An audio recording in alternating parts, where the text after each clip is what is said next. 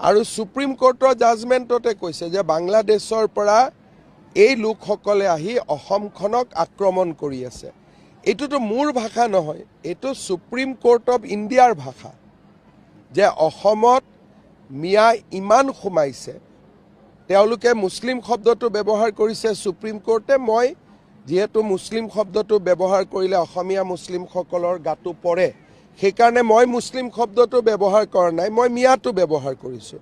কিন্তু supreme কোৰ্টেতো direct data দেখুৱাই দিছে যে ইমান মুছলিম বাঢ়িছে, ইমান পাৰ্চেণ্ট হ'ল। অসম এতিয়া ইনভেশ্যন হৈছে অসমৰ ওপৰত। এইবিলাক কথা মানুহে ভুলতে ভাবে যে এইবিলাক কথা হিমন্ত বিশ্ব শৰ্মাই কৈ আছে বুলি। মই যি কথা কৈছোঁ সুপ্ৰিম কোৰ্ট অফ ইণ্ডিয়াৰ জাজমেণ্টৰ ভিত্তিতহে কৈছোঁ। এটা শব্দও মোৰ নিজৰ নহয়। কোনোবাই ভাবিব পাৰে যে শব্দটো সুপ্ৰিম কোৰ্টে যেনিবা মুছলমান ব্যৱহাৰ কৰিছে, মই ৰাজনীতিত থকা ব্যক্তিৰ কাৰণে মই মিয়া ব্যৱহাৰ কৰিছোঁ, ইমানেই। এই কথাবিলাক মই কৈ থকা বস্তু নহয়। আজি বাংলাদেশৰ পৰা অসমত মিয়া অহা নাই নেকি? এইটো মই ভুল ক'ত ক'লোঁ? যদি মই ভুল কৈছোঁ, মোক ভুল বুলি প্ৰমাণ কৰক।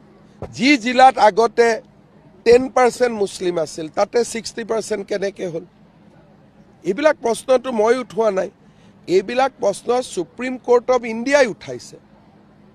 গতিকে এতিয়া এই শব্দবিলাক এটা শব্দও মোৰ নহয়।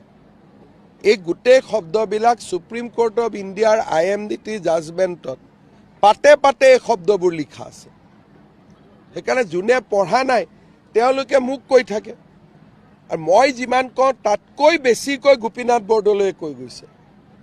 মই যিমান কওঁ তাতকৈ অম্বিকাগিৰি ৰায়চৌধুৰীয়ে বেছিকৈ কৈ গৈছে।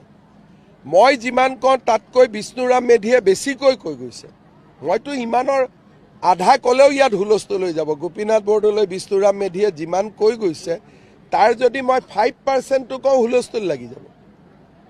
তেওঁলোকেতো 100 কৈ গৈছে, মইতো 5% কওঁ।